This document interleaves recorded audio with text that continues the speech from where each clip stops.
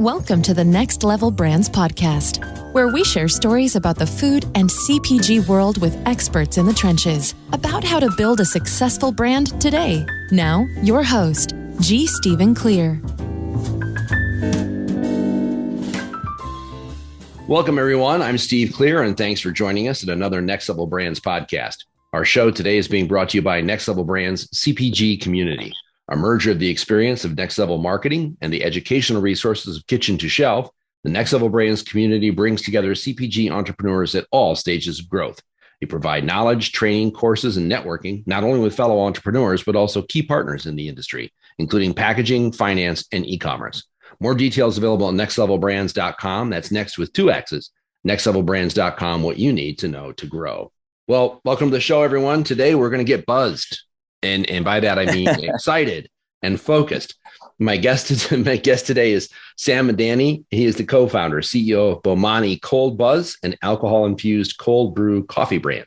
He was born and raised in California to Iranian immigrants. A great deal of Sam's personal motivation comes from witnessing the challenges that his parents had to successfully overcome. After graduating from the University of Southern California, he moved to New York to work in investment banking. And with long hours leading into happy hours with colleagues or friends, Sam began to conduct research around the idea of marrying cold brew coffee and alcohol from sugarcane, which happened to be two of the fastest growing categories in the beverage industry. He later resigned his full-time job to pursue his vision of BOMANI Cold Buzz. Welcome to the show, Sam. Thank you so much for having me. And that's the best podcast start I think I've ever heard. It's time to get buzzed. We're going to start off this morning getting buzzed. This is not for, it's not for scaredy cats. This is, we want to be doing this. A couple of things, Sam, right off the top. First of all, you were in investment banking, obviously had your share of going through numbers and books and everything else. And somewhere along the line, didn't you realize that CPG is not a business you really want to be in? That's a great question. I think that what I learned when I was in investment banking, because obviously I was in the consumer products sector, what I really learned was that there's a big difference between CPG brands who approach this business as a business, and there are CPG brands who approach this business as a product that I like, and therefore the market will fall in love with immediately. I think you learn that you have to have the humility to put your customer first, to really focus on building a community around your brand rather than just saying, I like XYZ, so everyone will immediately like XYZ. Yeah, you can do that. So you guys were, cutting out after work and whatever, but you wanted to try to maintain clarity and focus and whatever else, as well as having some alcohol or whatever in your drinks. What were you guys doing before you decided to create BOMANI? Yeah, so it was really born out of the idea of us, coming home after a 70, 80-hour work week. We had a little espresso machine in the kitchen. We'd make espresso on a Friday night and then make a drink out of it. And we kind of looked around and said, everyone is doing this or everyone is doing something similar. So why is the only option for me to go get an energy drink, fill my body with, sugars and carbs and synthetic caffeine, and to call it what it is, Steve, you end up hungover for 2 days if you drink one of those drinks. And the other option was to go get an espresso martini or another coffee cocktail. And as much as we love those cocktails, like enjoying the drink itself, it is super inconvenient for a bartender or a bar back because it's a heavy lift, low margin drink. For the customer, you have to go all the way to a bar to get it. And in either case, you still haven't solved the problem with sugars and carbs and dairy. So our whole vision for BOMANI Cold Buzz was to make alcohol-infused cold brew coffee as the healthier, tastier, more convenient alternative to alcohol and caffeine. All right. And that's great. So you have an idea. You've got the CPG background from the finance side of it. Did you, and we should mention your partners, by the way, as well. Did you guys sit around in your kitchen or one of your guys' kitchen and start doing this, or how did that work? Yeah. So it's a great question. And basically when we started BOMANI, we came up with the idea because we were just naturally doing it. And then on June 24th of 2018, we had presentation day where we really sat down and agreed and said that the three of us are going to pursue this, myself and my co-founders, Kai and Amit. From there, while Kai, who's our chief operating officer, was really focused on, let's figure out the supply chain, figure out how this business works, Amin took the reins on the actual product development as our chief development officer. And Amin actually grew up in coffee shops. So his parents owned 4 coffee shops up in the San Francisco Bay Area. So he'll joke that, he was learning his fractions while he was drawing espresso. So the creation of the liquid itself was his MO.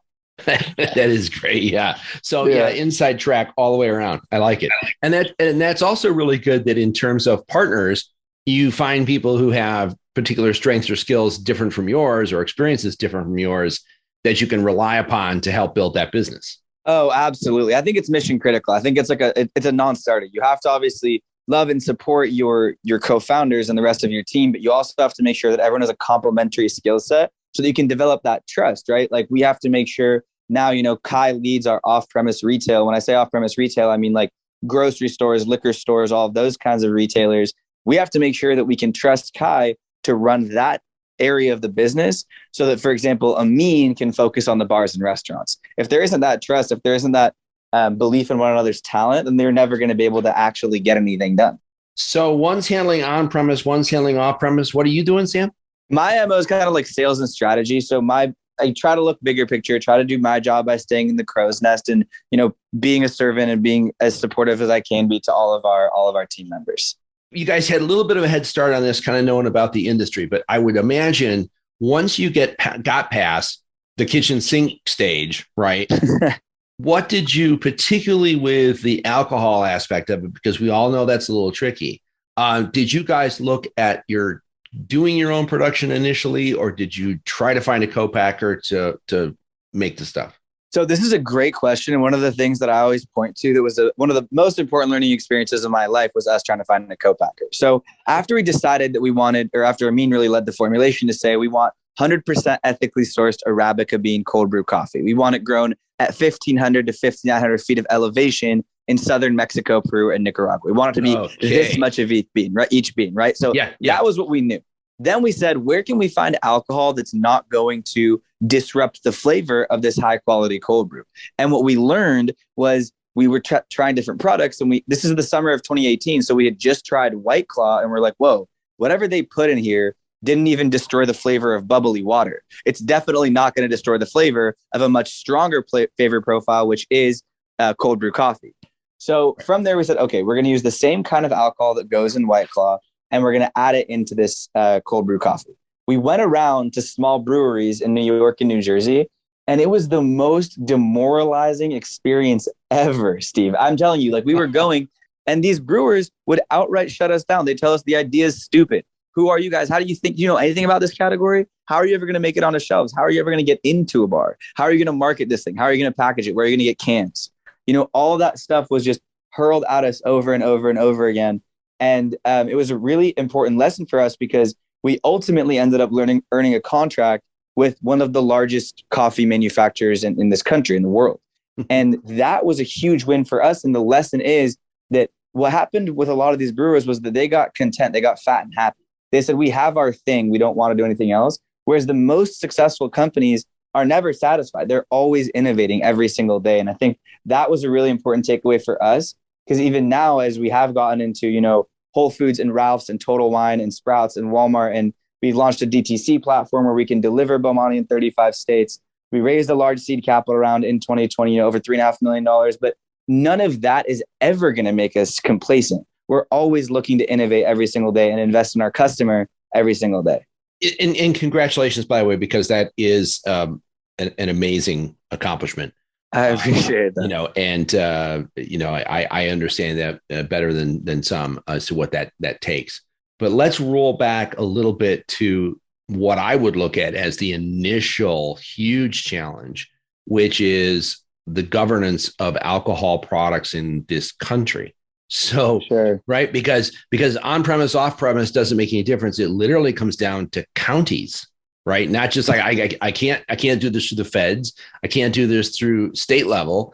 I have to be compliant with whatever the county thinks it should be, including in some cases still dry counties. So how did you guys? So you're in the New York metro, right? And you were going out, you're getting your stuff. How did did you start out just by saying, okay, so we're in, Brooklyn or wherever you were, and we're going to go to the bars down the street and talk to them? How'd you guys fan that out?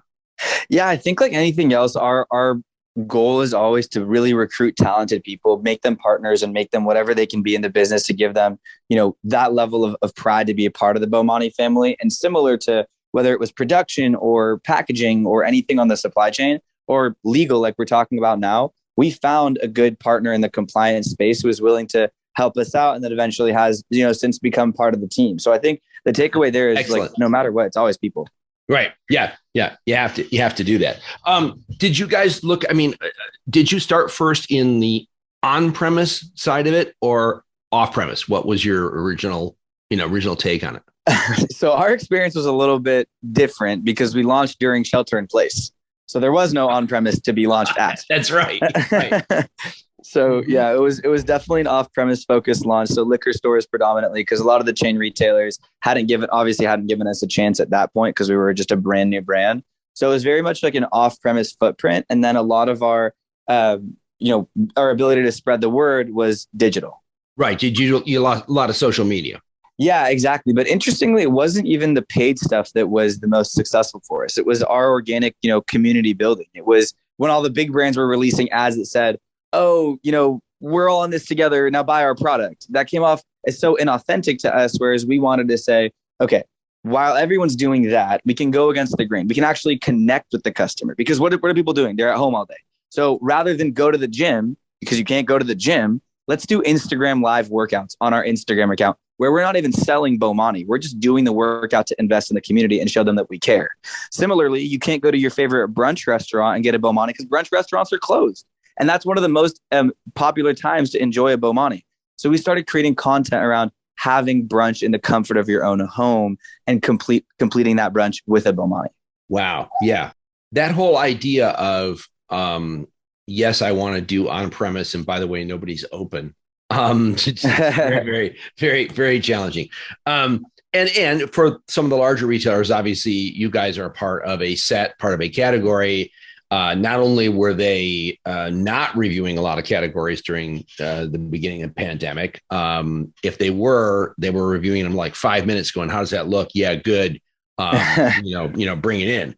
So when you not decided, I guess you had no choice, going into stores, again, what did the fact that it was an alcohol product do to your looking for a distributor or distributors? How did that affect what you were doing?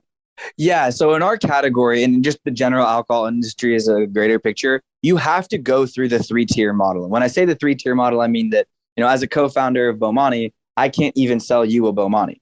I would call our distributor who would sell to the retailer who would sell to you. So distribution is a really, really important part of the puzzle. And we have some incredible distributor partners who have been supportive of BOMANI and not only helping us get into stores, but then when you're actually in the stores, helping you merchandise, helping you sell through, all of that good stuff. The question is, though, like anything else, how much are you investing in the distributor? And that doesn't have to be dollars. That's more of how much are you willing to open accounts for them? Help them if the account says, oh, by the way, yeah, I'll buy BOMANI. Do you know any good beer products? And you're like, oh, yeah, I like this beer and that beer, because your distributor is distributing those beers. So that's kind of the way that you have to get into distribution. And then the distributors can help you get into retail. But a lot of the time also retail, you have to use other channels to make sure you can have a chance to pitch to the buyer. And your point about category reviews, one thing that we also run into is like, who's the person who reviews alcohol-infused cold brew coffee? Is this a spirit? Is this a wine? Is it a beer? Like, how do people categorize us has been one thing that we've definitely dealt with. Yeah, it's the dairy buyer, Sam, because right. Right. So yeah, he doesn't know anything about it, but he or she is buying it. There's it's one of the biggest challenges, I think, for people getting into the business, to understand the relationship with distributors, why they exist, and the fact that while distributors can get you into accounts, they are not your sales force. And totally. You need to help them out too. They're in the business of logistics. And, sure. With that to mind, a lot of times people say, oh my God, I can't deal with distributors, whatever. And most of the time it's because they just really understand what business they're in. And so once you get that down and then start working with it, it works out okay. Did having White Claw out there already help out? Oh, definitely. White Claw and cold brew coffee are the two fastest growing subcategories in beverage. So having those two out there and then going to people whether it's a distributor or retailer with the data to say, look, we're combining those things was definitely really helpful. Yeah. I like it. We're doing that. Yeah. Let's chat for a minute about the finance side. So, Sure. another challenging area for emerging brands. Growth requires capital. Don't have access to capital, your future is somewhat limited. You guys had a real leg up, obviously, or maybe you didn't. I mean, maybe your critical eye that you'd previously used in investment banking, whatever. How did you approach? Okay, this is how we're going to get the capital. What did you do about basically equity and all of that? How'd you guys approach that? If you can talk to that. Totally. So yeah, growth definitely demands capital, but taking a step backwards, even getting to production and creating a supply chain requires capital as well. So before we even got to market, we had to invest in creating our supply chain. And in our first investment round, which was an angel round, was from my mom, who her story is incredible. I mean, she came to this country, was a 17-year-old immigrant who put herself through college working in a gas station, ended up building a phenomenally successful company. And I'd spent my life pitching her business ideas, like whether it was my ringtone business in 7th grade or one of my other harebrained ideas. She would always very, like in a very motherly and loving way, say like, this isn't the one. But then when I told her about BOMANI, she was like, oh, what did you just say? I said, alcohol-infused cold brew coffee. She said, dig into this one. This is it. And that was a huge vote of confidence. That's awesome. That's that's great. So you've got the three of you guys, and again, different skill sets, support team. Did you guys all like resign same day, or how'd you do the exit into the job thing? Yeah, it was within the same couple of weeks. I think Kai quit a couple days before I did, and then I did, and then Amin did that was February 1st of 2019. Wow. There you go. Yeah. Great timing. Yeah. Couldn't be better. So you guys are doing it now. When you're looking, just short term, we're sort of still mid-pandemic technically, although obviously right. in certain cities, things are going, better than in other places. Did you guys look at saying, okay, we want to be in these metro areas because density, hipness, all this other stuff? How'd you guys look at that growth? Yeah, it's a really important question, I think, for anyone who's considering starting a company. I started a company who's listening to this. You have to be super tactical about where you're going to launch. And when I say tactical, it's like a little bit deeper than strategic, because you have to actually, in our opinion, have a good natural market, a good chain footprint, and then the ability to sell into the on-premises or, the liquor stores or whatever your strategy may be. My point is that you have to be really specific to say, okay, if we're going to launch, for example, Southern California, okay, well, I'm from there. Amin and I both went to college here. A lot of Kai's friends from college live down in Southern California. We had the upcoming Ralph's authorization. Like, those things give you a little bit more confidence in launching a market. So I think similarly to the same type of rationale for San Francisco, for Las Vegas, and for Scottsdale, Phoenix area, which are the other markets, like, there's kind of 5 markets we're in. Did you, or were you able to look at data on cold brew and White Claw to know where they were performing at that point? Hard to say. We didn't have access to a ton of data. I think just based on what we had learned from word of mouth, people who were industry experts when it came to where the demand is. Kind of the coasts obviously are very innovative places for, California, New York, for new products in general. So for cold brew, I think it was much easier to know that cold brew was being sold in those areas. And then, as you know, in 2019, that was the year that everyone started buying White Claw. Right. Yeah. Yep. It took off in a major way. Yeah. There was in the late 90s, early 2000s, Odwalla, the juice company, had this wonderful plan of expanding their retail by they would just go look for what was a space that was rentable near a Starbucks. Because there you go. Right. Because Starbucks had already done all the traffic analysis. They knew that was their crowd, but they wanted a juice instead of a coffee that day. And it was just really simple. It's just go find a Starbucks and then find out where the next vacant place is closest to it. And let's rent that, and it's like, yeah, that works. Yeah, research, that's awesome. Research has already been done, whatever else. Have you guys talked to Starbucks about doing anything? No, right? not specifically. Not specifically. If you know anybody and they want to do a little partnership, kidding. Well, you remember Open to- pre-pandemic, they stuck their toe in the water of doing wine and stuff, Yeah. and coffee, and alcohol coffee drinks, and then it all went gone, and they stopped it. It wasn't. I mean, they barely have enough people now to be able to make coffee. But yeah, that went away. But I remember that because I thought, I don't know if I'm going to say, call up and say, hey, we want to talk about this deal, Sam. Let's you and I meet for a drink at Starbucks.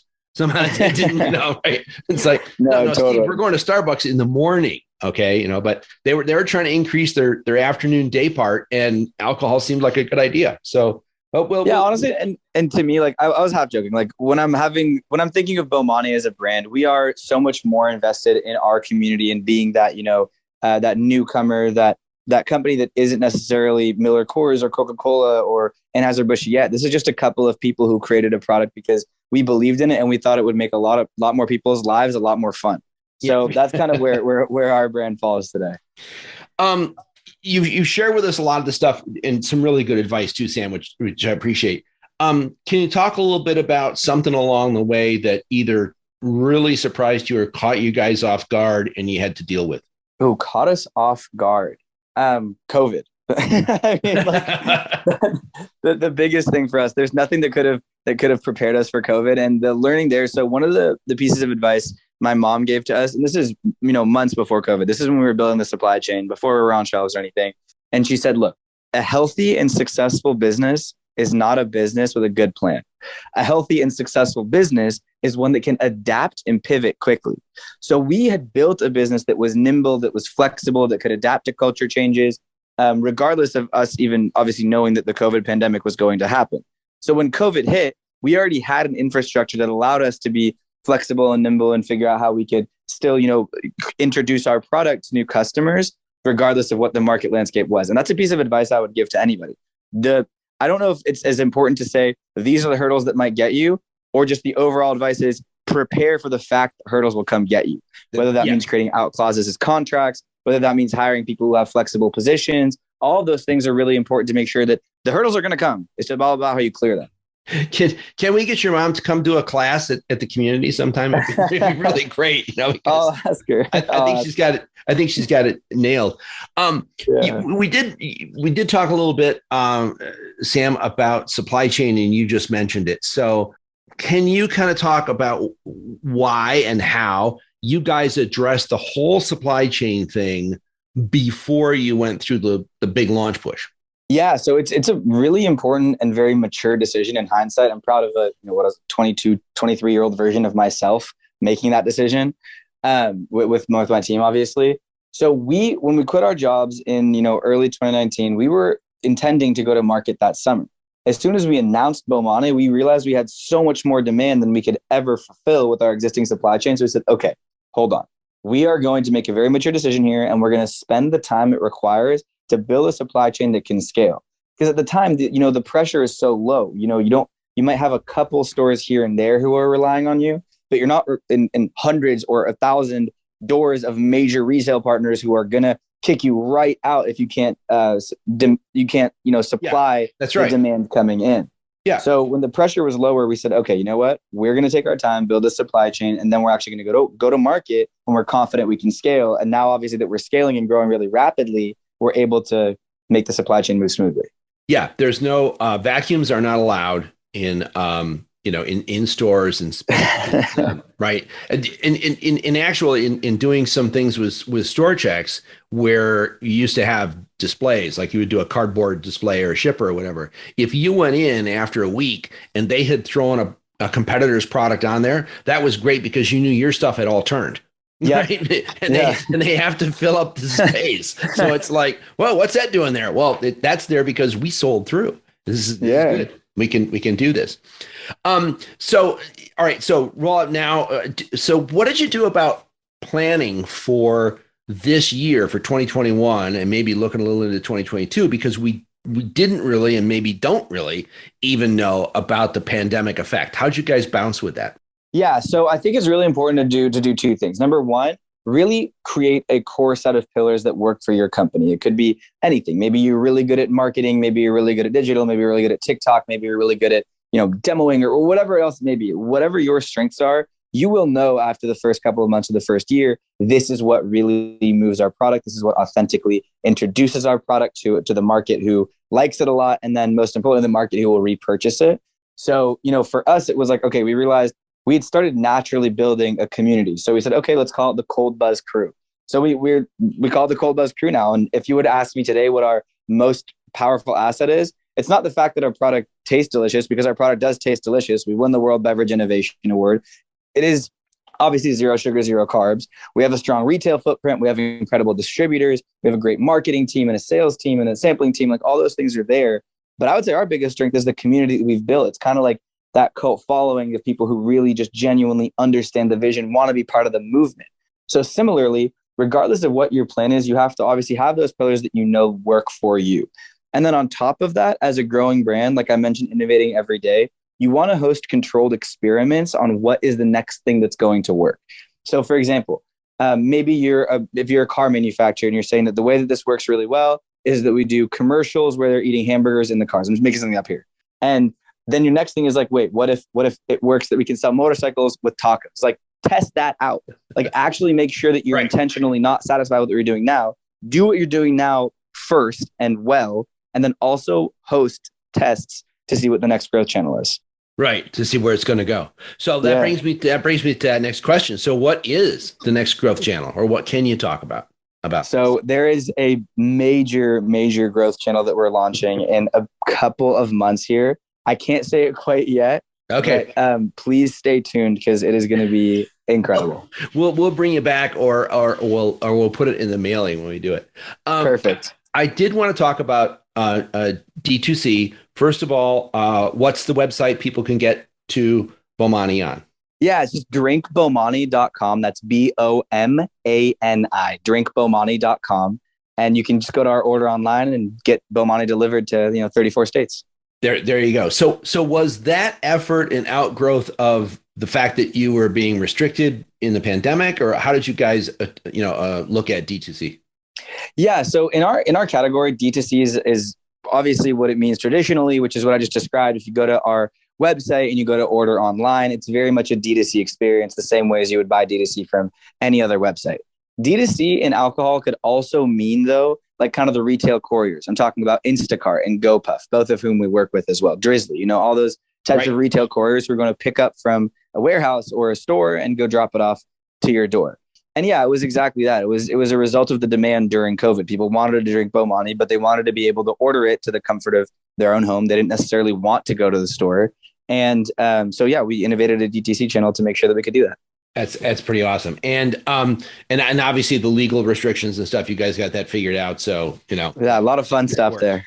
How about the on-premise part of it? Were you trying to sell it just as a drink by itself, or as a mixer, or how did you approach that?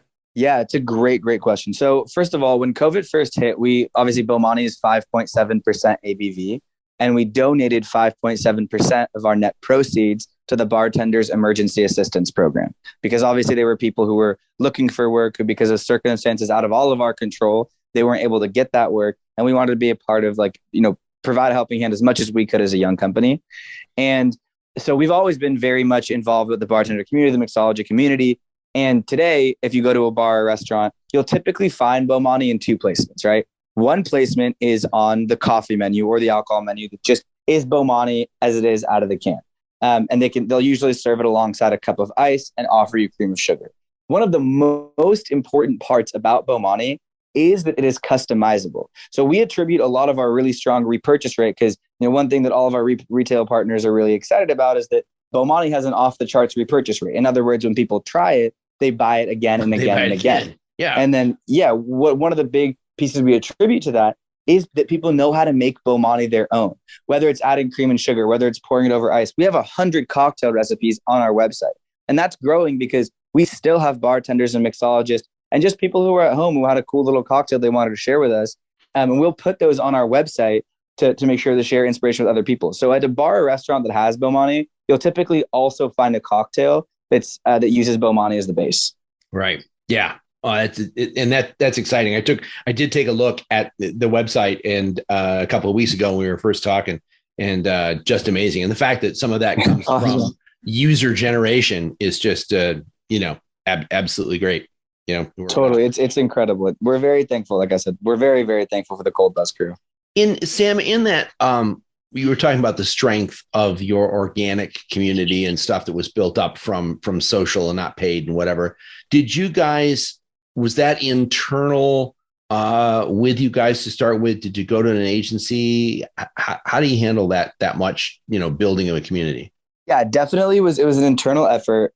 We started with just saying look, like I mentioned, when people were going through COVID, we were all going through very similar experiences, and that things that we were so used to, like restaurants and gyms, were all of a sudden closed, and we had to figure bars were closed. We all of a sudden had to figure out how to, still have fun and still live our lives despite all of those things. It's once in a lifetime event. And really the one liner that we took away was, we don't need to sell 1 million BOMANIs to 1 million people. If we want to sell 1 million BOMANIs, let's sell it to 1,000 people who really care about the vision and the product. So that was kind of the idea that said, look, we don't need to be throwing all this money into social media to prospect the next best person. If we have a community of, a couple thousand or 1,000 followers on Instagram, let's just make sure that community is happy. And now that we've scaled, and we have, 20,000 followers on Instagram. And we have, we're one of the most viewed alcohol brands on TikTok. Hashtag BOMANI partner has over 27 million views. So even though we've scaled, we still maintain those fundamentals of putting our customer first, focusing on building the community, and focusing to make sure that the community understands how much they mean to us. Yeah. And that's awesome. And it's also authentic. Checks all those boxes, but there's so much of that is, I think, really exciting about marketing today versus 20 years ago. I've worked with a client where we were doing an elevator pitch thing. We're trying to figure out, we're tossing it around and whatever. And we actually ended up, with permission, using a descriptor sentence, it was a paragraph, a couple of sentences from an Amazon review. Because we'd read the Amazon, or the person who handles Amazon had read the Amazon review and said, this is really great. And she sends it around to the rest of the people in the company, right? And when it came time to how do we nail this in a couple sentences or in a graph, whatever, it says, well, what Teresa in, New Jersey has got the words, right? Can we just send Teresa a note and say, could we possibly use this and here's a couple of coupons, or what do you want? But it was an organically generated, user description that, us marketing guys, I could have sat down for hours and tried to come up with something. I wouldn't have come close to what she nailed, right? Just, right off the top. Right. Yeah. Yeah. And so it's great fodder, and it makes for a lot of fun. Are you guys going to do, or have you been doing a little bit, put your toe in the water with event stuff? Oh yeah. Big time. We'll do events at a bar or restaurant. We'll do events at nightclubs. We'll do events around major sporting events, major concerts, everything that's going on that's really important culturally to whatever neighborhood we're talking about. We'll be a part of those events for sure. In fact, this coming weekend, we're going to be over at Dirty Bird Festival up in Northern California. Excellent. No. Yeah. Great idea. You see that fitting in. It's really super. Well, hey, Sam, I would just want to let you know, appreciate very much the time you've taken and all the advice and stuff you've shared with us. We're going to be following the rise of BOMANI and what else you guys are doing, because it's just a really exciting story. I appreciate that. Thank you again so much for having me. You can check us out on Instagram at drinkbomani, on TikTok at drinkbomani. And like I said, our website is just drinkbomani.com. Drinkbomani.com. And before you go, we like to torture our guests a little bit. So, there's so many great ideas and so much great advice you've shared with us. And again, much appreciated. Can you have, or do you have a particular pet phrase or a pet word or something that you want to share with your fellow entrepreneurs out there, as they're going through their journeys every day? For sure. So any entrepreneur, anyone who's starting a company or taking a leadership role in the company, favorite quote is, a worthy leader has the desire to serve.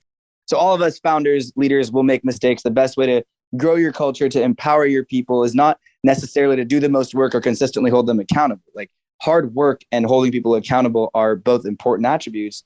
But at the end of the day, your team will be healthier, happier, and more successful if they know that above all, you're there to support and to serve them. That's awesome. Yeah. Awesome advice, Sam. Really appreciate it. Thank you. Thank you again. And we'll be talking down the road, Thank you so much for having me. Hey, and thanks to all the rest of you for joining us today on the Next Level Brands podcast, part of the Next Level Brands CPG community. If you have a growing firm in food, beverage, or health and wellness, you should be a part of the Next Level Brands community. Education, resources, workshops, founder coaching, and networking. More information is available at nextlevelbrands.com. That's next with 2 X's. Nextlevelbrands.com, what you need to know to grow. This is Steve Clear, and we'll see you all next week. Thanks for listening to the Next Level Brands podcast with G. Stephen Clear. Learn more at next with 2 X's levelbrands.com. While you're there, be sure to sign up for the Next Level Brands email list or subscribe on iTunes so you never miss an episode.